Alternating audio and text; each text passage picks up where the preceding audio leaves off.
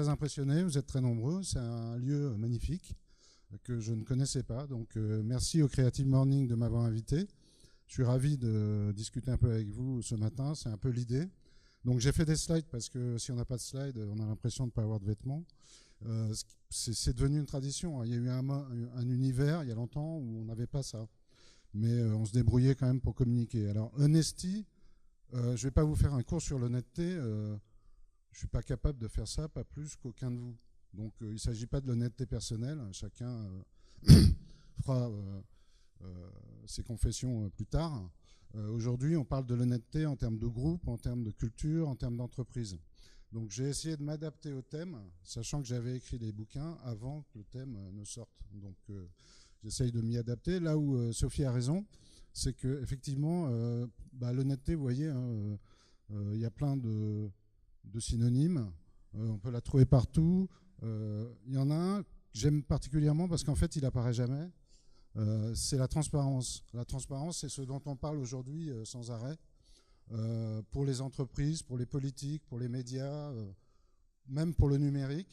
Tout le monde est transparent, sachant que si on ramène ça à la caractéristique individuelle, être transparent, c'est avoir aucune personnalité. Donc il ne s'agit pas des personnes, il s'agit encore une fois des groupes ou des entreprises. Et la transparence est une espèce d'objectif. Je ne sais pas si c'est une mode, je ne sais pas vers quoi ça va. En tout cas, c'est de la famille de l'honnêteté et ça semble être une recherche assez positive. Alors pour vous parler des livres, d'abord le fait d'écrire un livre dans un univers où globalement le mardi tout est obsolète le mercredi, je trouve ça intéressant, le fait de s'y mettre. Ensuite, je n'ai pas fait des descriptions, que ce soit pour la pub dont je vais parler dans 2 minutes, pour les médias ou pour le numérique, qui sont des descriptions destinées à détruire ou à se venger ou à exprimer des aigreurs. C'est pas du tout ça, c'est que j'ai vu des choses.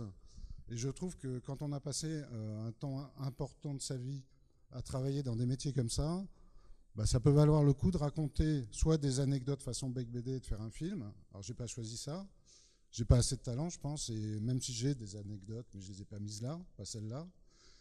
Et plutôt de raconter un processus et de la manière dont la culture occidentale s'est appropriée ces univers-là, et aussi de quelle manière ils ont changé. Et peut-être, qu'est-ce qu'on peut en retenir quand aujourd'hui on a entre 20 et 30 ans, quoi. Donc AdWords, c'est le premier. En fait, le titre, je ne l'ai pas mis en anglais pour faire traduire le livre. C'est juste que c'était assez proche de AdWords. Et du coup, c'est vachement bien remonté dans Google. La publicité est l'art de faire passer des bruits caverneux venus du ventre pour des messages importants venus du cerveau. Ça a l'air un peu méprisant. En fait, c'est une phrase de Churchill pour la communication des politiques et des journalistes. Je trouve que ça s'adapte assez bien parce qu'il y a une forme dans la publicité. Alors, elle a peut-être un peu disparu aujourd'hui, mais une forme qui est parfois un peu prétentieuse dans le côté intellectuel des choses. La difficulté des créatifs dans la publicité, c'est pas d'être intellectuellement puissant. C'est d'être... On me dit là-bas qu'on m'entend pas bien. Ouais. C'est d'être... En fait, là, ça va mieux. C'est juste bizarre d'avoir un truc collé là. C'est d'être court, d'avoir une idée simple et surtout de n'avoir absolument aucune limite à partir du moment où la loi nous autorise à diffuser. De toute façon, les créatifs qui travaillent en agence, à partir du moment où ils font de la conception, ils peuvent faire tout ce qu'ils veulent, du moment qu'ils soient dans le brief, la stratégie, etc. La loi est cadrée par tout un tas d'autres gens qui vont juger leur création. Donc ils peuvent y aller. Et j'ai choisi quelques messages donc, que je vais vous montrer. Mais avant de passer à ces messages, voilà en gros le sommaire de mon bouquin. Donc je parle du temps, c'est-à-dire que le temps s'est accéléré. La machine, lutter contre la machine, vous êtes au cœur du sujet sur la machine. C'est-à-dire que ce que j'ai appelé la machine, c'est pas seulement les data, le numérique, les mathématiques. C'est le fait qu'à un moment donné, dans l'effet, parce que les agences ont besoin de vendre parfois plus d'outils que de création, les experts, les machines sont devenues plus puissantes en termes de communication que les idées elles-mêmes. Et ça, c'est un vrai danger. Sincèrement, c'est un vrai danger. Je pense que c'est en train de retourner dans le bon sens aujourd'hui. L'argent, les concurrents, bon, ça c'est intéressant d'en parler. Je ne vais pas en parler là. Ceux qui découvriront le bouquin sur Amazon ou Fnac ou autres verront toutes les anecdotes qui sont liées à l'argent ou aux concurrents. Je parle un petit peu des médias et je parle aussi des contenus. Donc, Je crois que je couvre à peu près tout ce qui concerne la publicité dans ce bouquin. Évidemment, sans creuser, ça fait 140 pages, donc je ne creuse pas tous les sujets de la publicité. Donc le temps, ça, d'ailleurs vous avez remarqué dans la présentation précédente, une des premières slides qui nous a été présentée, c'était des chiffres. Combien de vues, combien on est, combien il y a dans le réseau, combien. Donc on définit tout par des chiffres. Chaque seconde, 39 000 recherches, je ne vais pas tout vous lire, hein, sont faites sur Google. Peut-être que ces chiffres sont obsolètes, hein, c'est un extrait du livre. Donc le livre, forcément, est sorti il y a 1 an, donc ça a dû changer, mais c'est à peu près ça. 43 000 vidéos visionnées par seconde, 1460 milliards de vidéos par an, donc des chiffres astronomiques qui sont hors de notre portée, hein, au niveau du cerveau.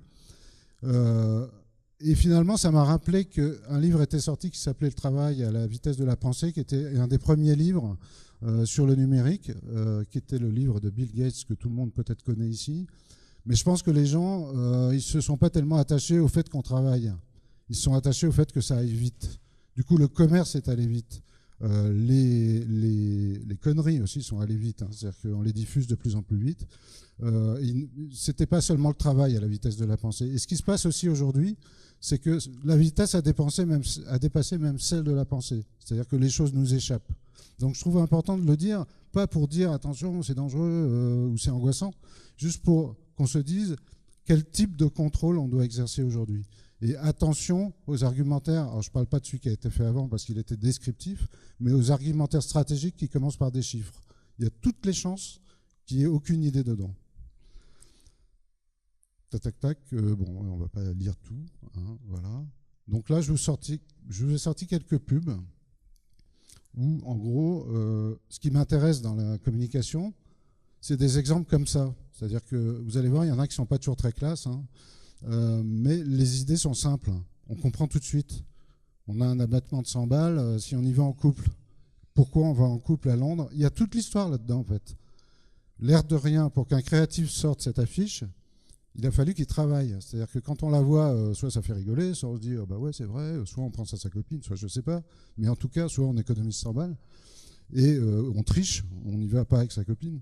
Mais pour autant, elle est sympa. C'est exactement ce qu'on bouffe dans l'Eurostar le matin. Hein, c'est des beans qu'ils ont avec un peu de sauce pour imiter spermatozoïdes. Et voilà, en fait il y a tout. À la fois le sens pratique, le repas, l'abattement, la promo et puis le côté ambiance. Ça peut donner une bonne image d'Eurostar. Le créatif qui a trouvé ça est très fort. Ça, vous voyez, ça c'est une marque du digital. L'image est pas top parce que je crois que celle que j'ai donnée n'était pas terrible. Mais le principe, c'était de dire qu'est-ce qu'on peut faire à l'intérieur d'un tout petit appareil. Donc le brief devait être probablement de la part de l'annonceur de dire il faut dire ça, avec 40 pages de trucs à dire sur ce que fait la petite boîte. Bah, ils ont fait une affiche, c'est uniquement visuel, il n'y a aucun autre mot pour dire que ça fait tout ça. Et chacun choisit son image. Alors on ne les voit pas très bien, mais sincèrement, sur la vraie affiche, elle est immense. Et ce n'est pas une affiche qui a été faite en France. On comprend absolument tout ce que la marque a voulu dire. Donc, en voilà un autre. Et vous vous rendez compte que IBM, qui est aussi une marque, le moins qu'on puisse dire, liée au numérique, ne va pas chercher une idée numérique. L'innovation, c'est un service qu'on rend aux gens. Donc là, je vais faire une petite aparté sur ce sujet-là, dans la mesure où ce dont on parle là, c'est déjà du contenu. On entend souvent parler de la communication de contenu. Donc les exemples que je vous ai montrés avant et ceux d'après sont plus publicitaires. Celui-là, on est déjà dans le contenu, c'est-à-dire qu'une marque se dit « qu'est-ce que je peux faire pour rendre service aux gens et qu'on parle de moi ?» Le but étant d'exprimer que je suis une marque innovante. Quand on s'appelle IBM, le premier réflexe, c'est d'aller chercher une innovation numérique. Ce que probablement tout le monde a fait avant de sortir ce truc-là, qui est un parapluie statique pour les gens quand ils attendent le bus. Donc, c'est tout bête, mais c'est déjà du contenu. Pourquoi c'est réussi? Et là, ça rejoint le thème total du mois. C'est parce que la marque a dit la vérité. Elle a dit, voilà ce que j'ai fait. Elle n'a pas raconté une histoire, comme on en voit plein aujourd'hui sur les marques qui sont des histoires parfois très sympas, très drôles, très intelligentes, mais on ne sait pas pourquoi cette marque raconte ça. Là, on a une marque qui donne une idée, qui rend service aux gens et qui exprime simplement qu'elle est innovante. C'est du contenu, c'est la vérité, c'est donc honnête à mon sens.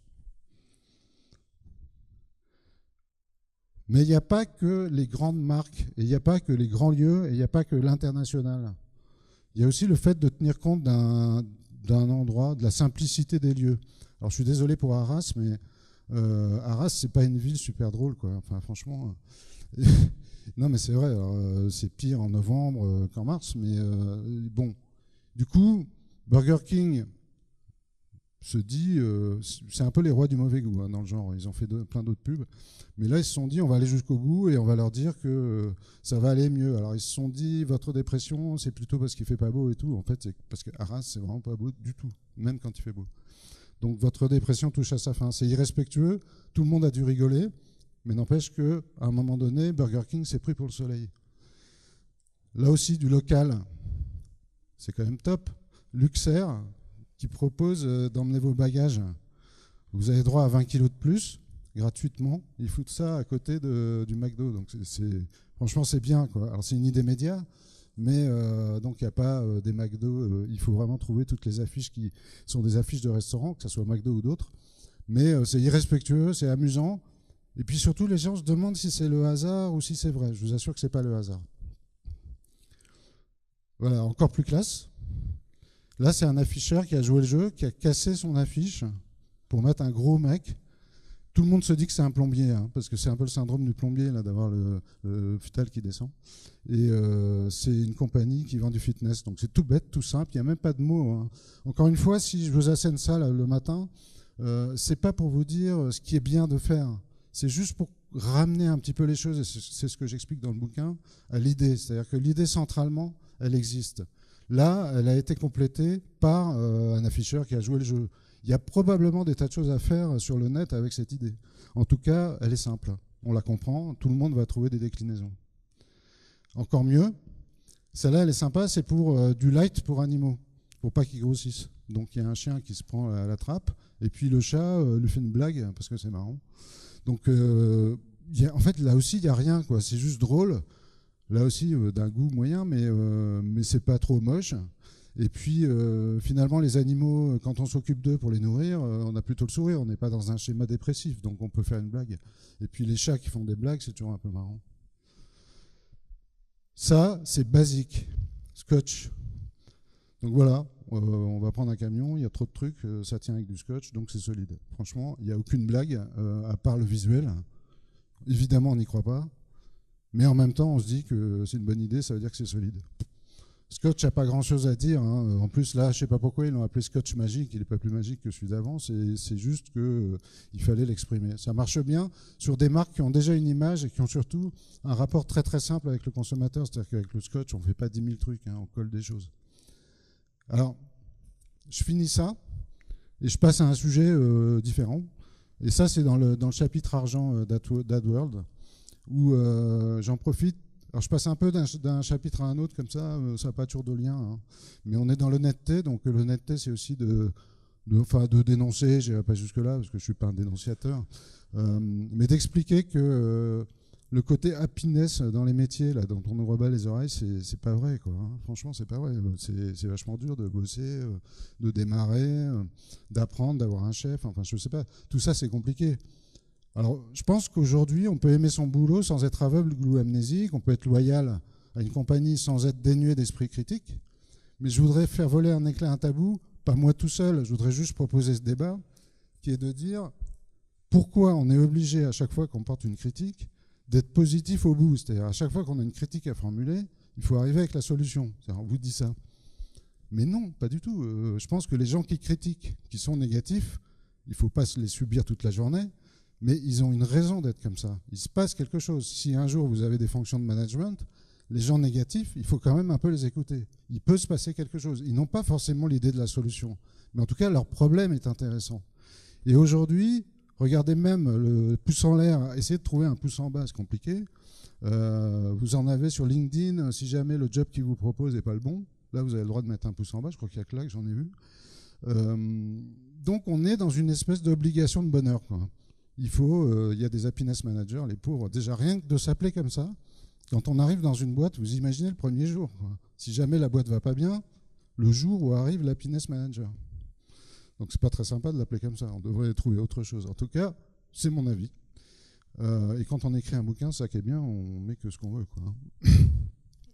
Donc voilà, je sais plus ce que j'avais écrit là. Donc je pense que quand je mets la construction vient après, la cure après les vomissements, ben, c'est un peu dur, mais c'est vraiment ça. C'est qu'on a besoin à un moment donné de vomir un peu les choses pour qu'elles se reconstruisent. J'ai vu, d'ailleurs, c'est totalement le hasard, cette semaine, je ne sais plus quel magazine, un news, je ne sais plus lequel, et la couverture, c'est « Et si on s'engueulait ?» Je crois que c'est CB News.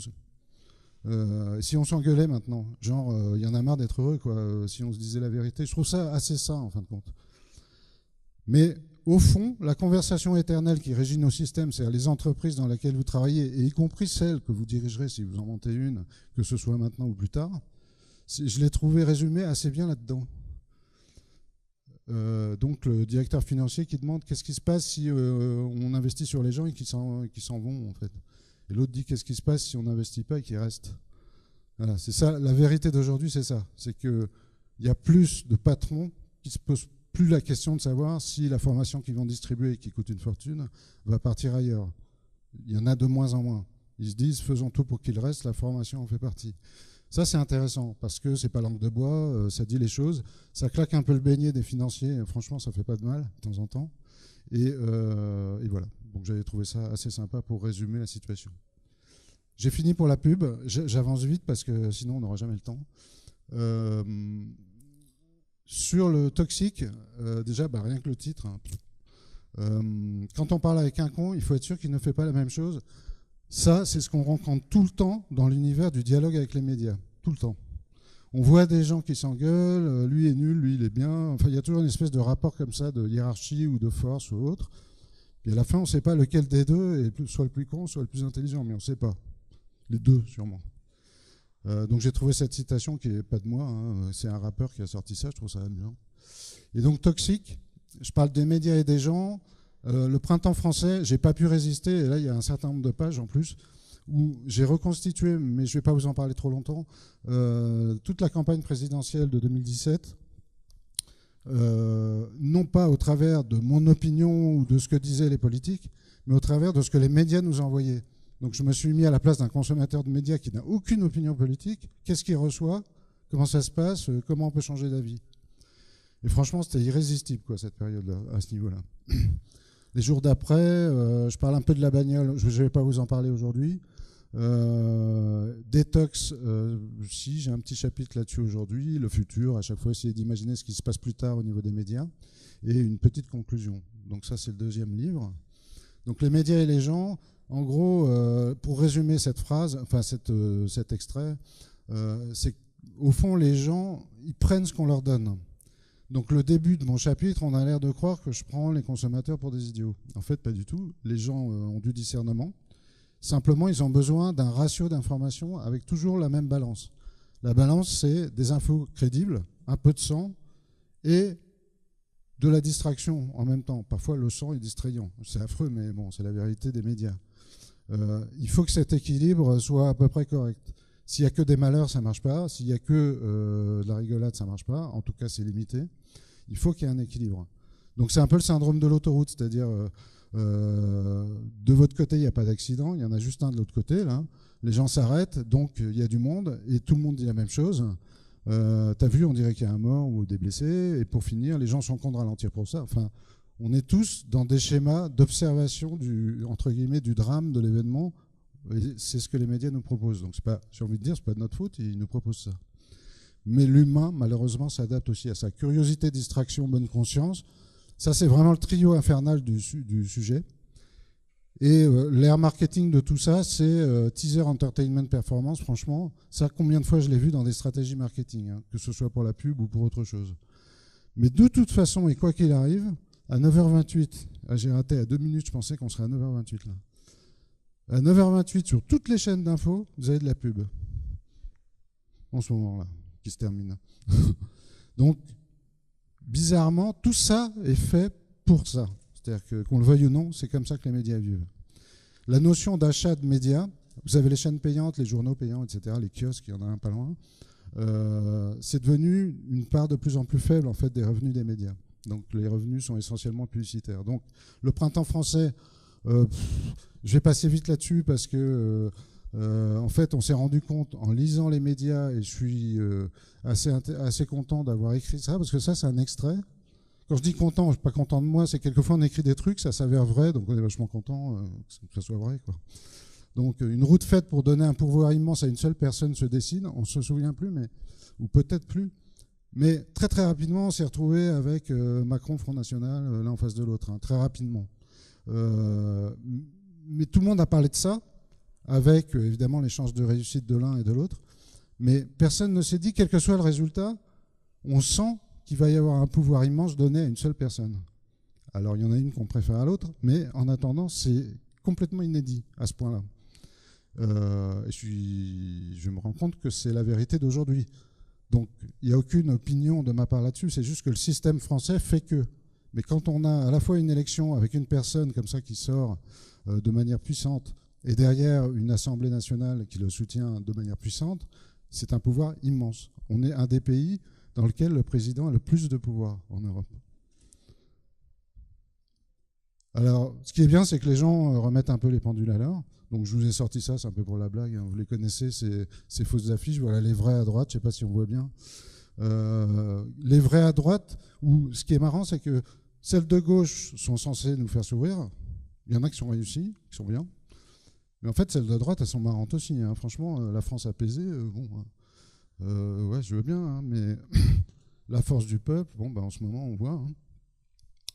Hein. Ils ont tous, finalement, ils sont tous dans le plus petit dénominateur commun possible. C'est-à-dire que leur affiche doit plaire à tout le monde, à gauche comme à droite.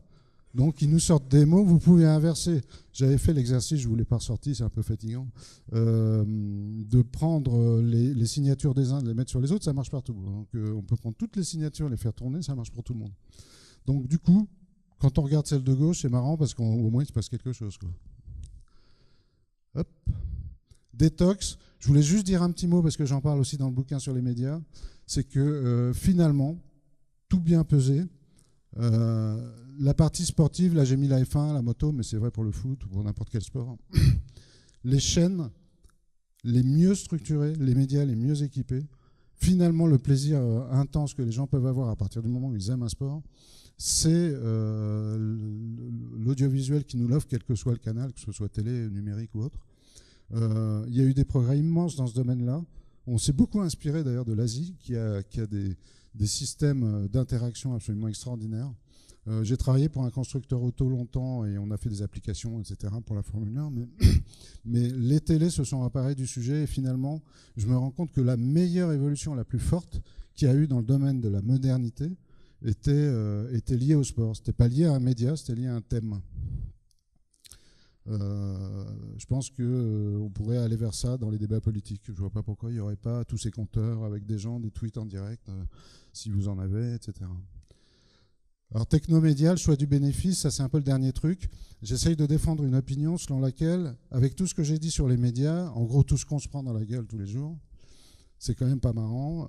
Parfois c'est marrant, parfois pas. Enfin bon, c'est souvent pas marrant quand même. Hein. On peut peut-être changer d'angle, c'est-à-dire se dire vers quoi pourrait-on aller. Et alors, je pense qu'à l'ESD, on est au cœur du sujet, pour développer des technologies qui nous permettent, nous consommateurs, dans notre vie, nous avons envie d'être plus heureux réellement. Je ne parle pas du bonheur obligatoire, on a envie simplement d'être de bonne humeur, quoi. Qu'on puisse choisir des informations en fonction de notre état. Il y a des états où on est capable de recevoir des informations dures, difficiles, qui concernent la guerre ou autre. Mais il y a des états où on n'a pas envie. Le problème, c'est qu'on n'a pas le choix, on est exposé. Donc si on est dans un état où on n'a pas envie, qu'est-ce qu'on fait? On reste couché, on se bouche les oreilles, on ferme les yeux. Il n'y a pas moyen. On se prend dans la gueule les informations, quoi qu'il arrive.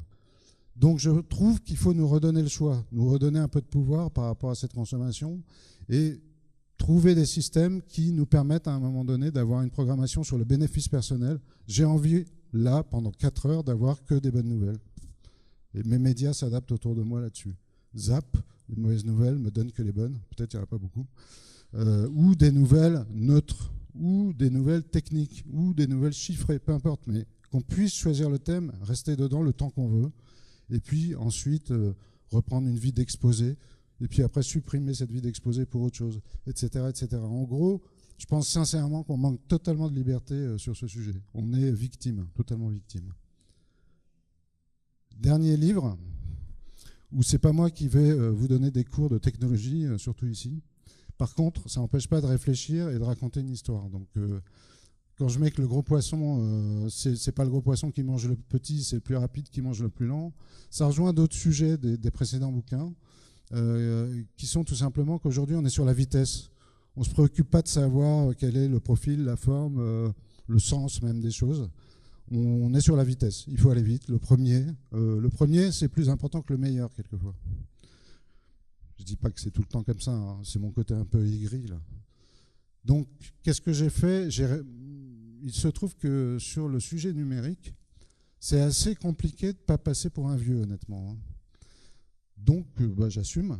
Et je me dis, on est une génération, donc les gens qui ont 40 ans, 45 ans, 50 ou plus, qui a vu une histoire entière. En fait, c'est très rare. Hein.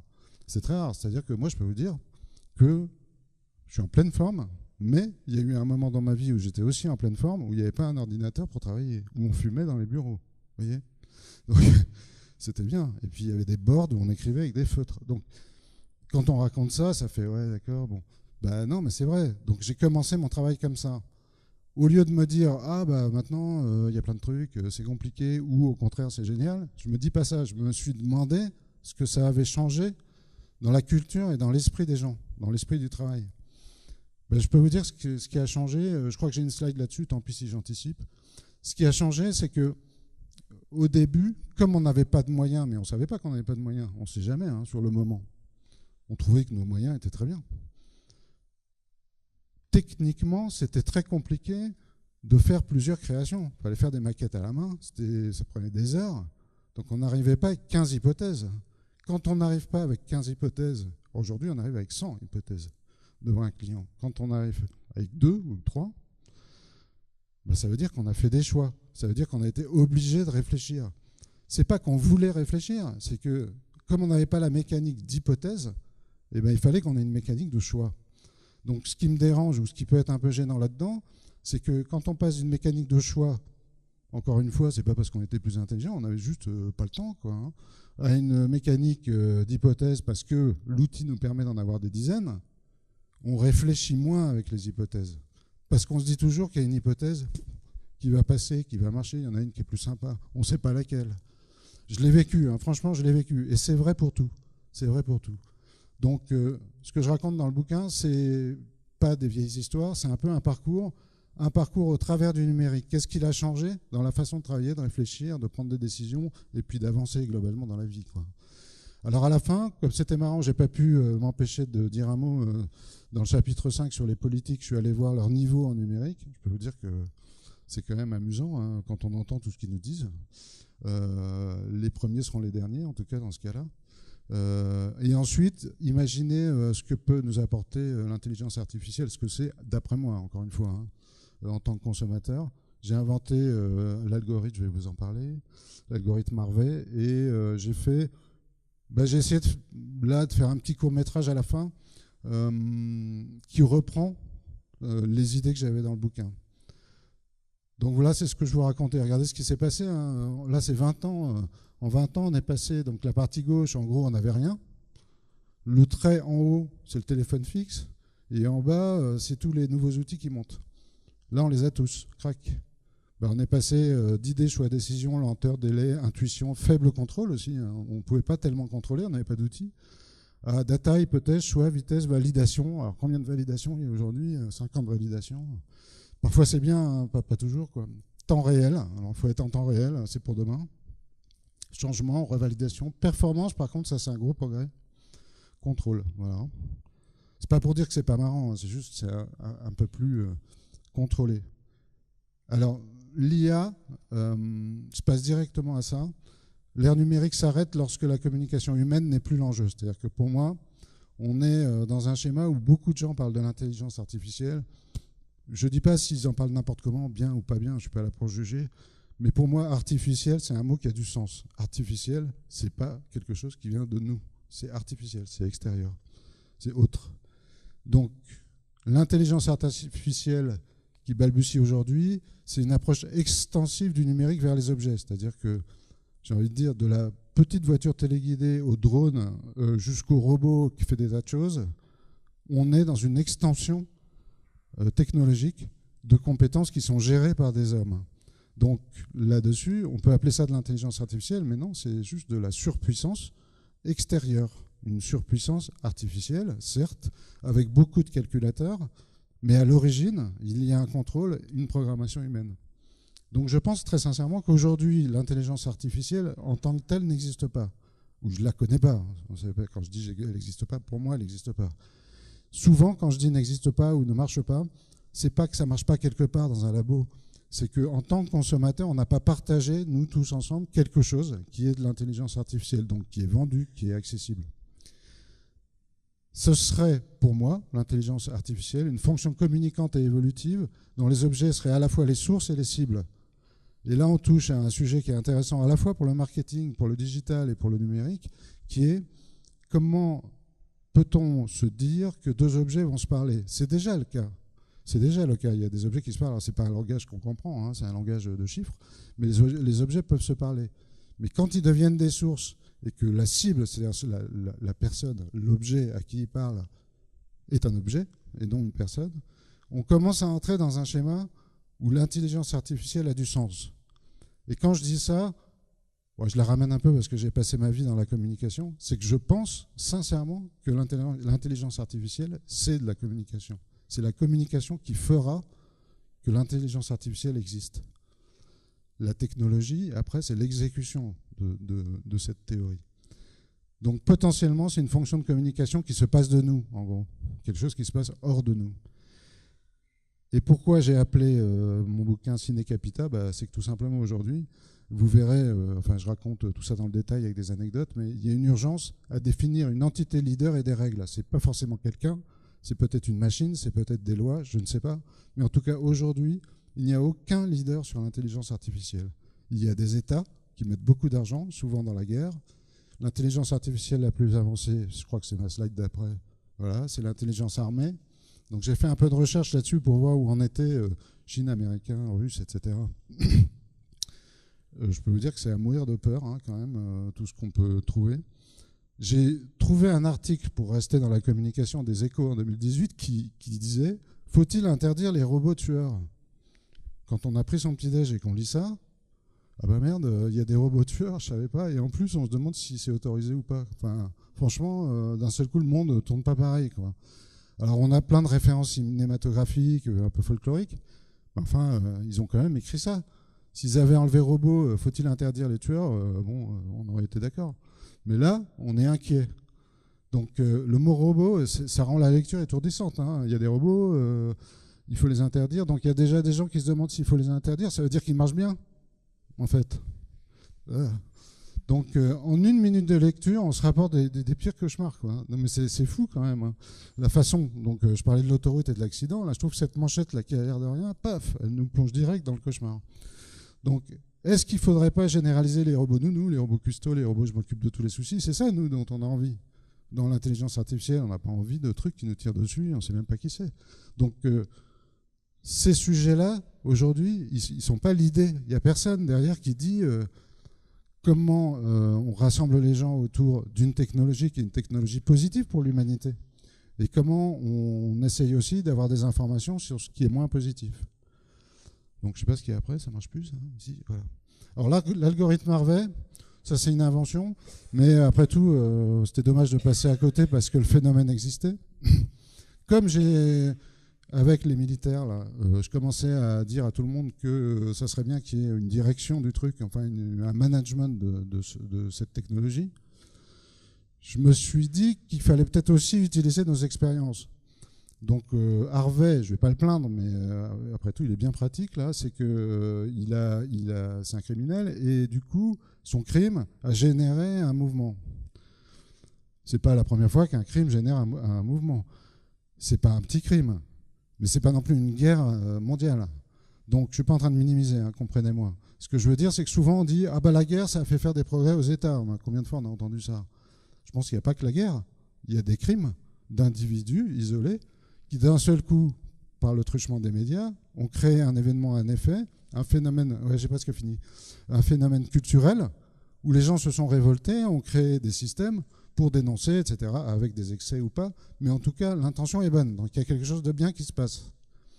Pourquoi on n'imaginerait pas, avec l'intelligence artificielle, un système du pire peut naître le meilleur, qui imaginerait les scénarios, qui sont des scénarios qui nous sauvent. Imaginez les crimes, imaginez ce qui ne va pas, imaginez les problèmes, et les résoudre peut-être en créant un problème qui ne nous fait pas de mal, mais qu'on voit. Comme on est dans un phénomène d'image et de médias, voir un problème, déjà on se mobilise. On sait très bien qu'on est plus sensible à une guerre ou à un pays dont les enfants meurent de faim avec une photo d'enfant.